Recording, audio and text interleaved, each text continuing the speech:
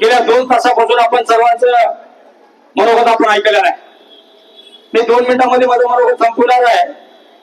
आपण पाहिला की पहिल्या प्रथम मी निषेध व्यक्त करतो की या देशातले उच्च सुप्रीम कोर्टाच्या जजला घोड भिरकावून त्याच्यावर हल्ला केला जातो, हा लोकशाहीचा अपमान आहे। त्यामुळे त्याबद्दल त्यांचा निषेध व्यक्त करतो। आणि त्याचबरोबर गेल्या 2-2.5 महिन्यापासून शेतकरी परेशान आहे। शेतकऱ्याला कुठल्याही गोष्टीची मदत झाली नाही। आणि तेवढंच नाही, शहरी भागामध्ये पाणी प्रत्येक घराघरामध्ये पूर घुसलं, बॅकवॉटर मुळे पाणी आलं, त्याही आपल्या या नागरिकांना मदत या सरकारची झाली नाही। या दोन्ही गोष्टीचा मी निषेध व्यक्त करतो। आणि आपल्या सर्वांच्या वतीनं आपण सर्व जाणकार लोकांनी आपल्याला सर्वांना सविस्तर असं बोललेलं आहे।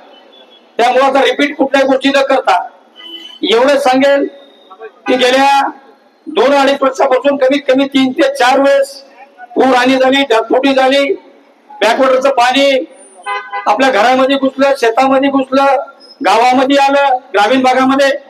पण अजूनही 1 रुपयाची मदत कुठल्याही शासनाने आपल्याला केलेली नाही। इथं अमित शहाजी येतात आणि या ठिकाणी सांगतात की अजून आम्हाला रिपोर्टच आला नाही। म्हणजे या सरकारची भूमिका काय शेतकऱ्याबद्दल असेल किंवा आपल्या सामान्य माणसाबद्दल हे आपल्याला समजलं असेल।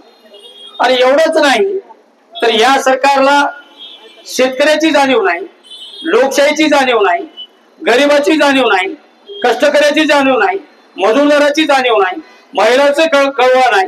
म्हणजे कुठल्याच गोष्टीचा या सरकारला आता कुठल्या डोक्यामध्ये त्यांच्या राहिलेलं नाही। त्यामुळे आपण सर्वांनी निषेध व्यक्त करूया।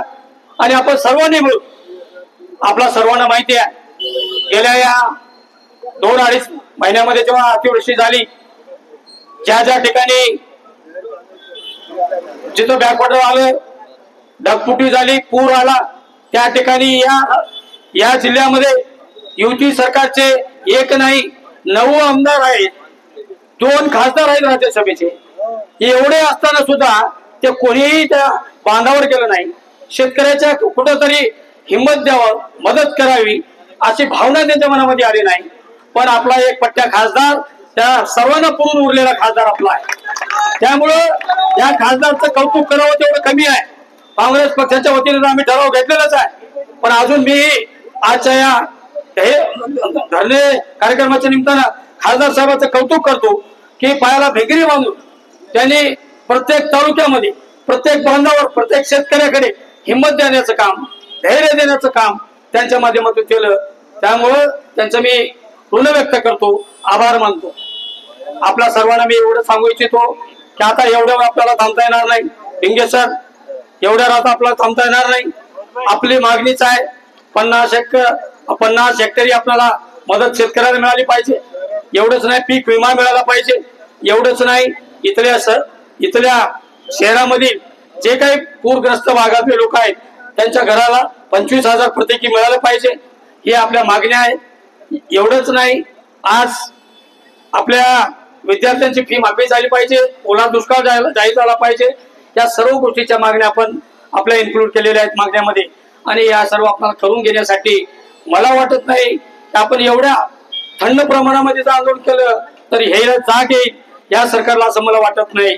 त्यामुळं तुम्ही असो की आम्ही असो, रस्त्यावरची आता लढाई लढवण्याचं काम तुम्हाला आम्हाला करायचं आहे। आणि ते निश्चितपणाने पुढच्या काळामध्ये आपण करू, एवढंच आपल्याला सांगतो।